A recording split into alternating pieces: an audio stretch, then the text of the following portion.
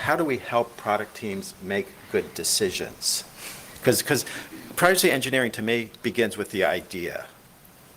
And the idea then someone has to decide, yes, that's an idea we should go with. So how do we help people make good decisions? So when I think about helping product teams make good decisions, the first thing I think about is aligning their incentives, right? Where you go and explain to a product team, like they want to build a great product, and you talk to them about how great privacy is something that they have to have in order to have a great product.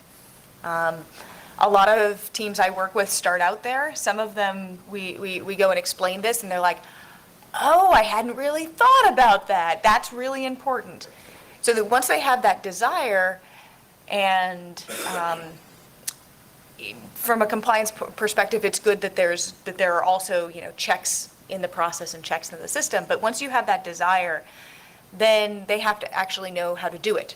So you need to be able to go and teach them. You need to be able to go and help them, whether that's written material, documentation, or if you can if you can actually do this, infrastructure that makes doing the right thing automatic.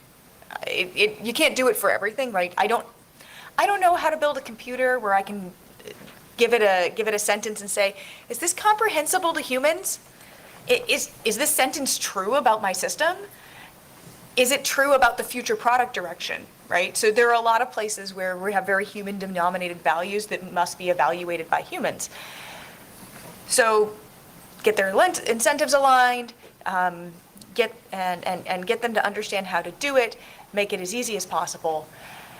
Then I think about metrics, and I've been spending a lot of time thinking about metric perversity.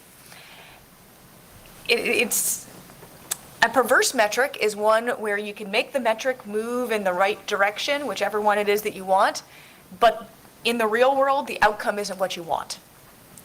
So if you say, oh, I want to have more users, sure, you can set it up so you have more users, but it doesn't necessarily mean you have more happy users.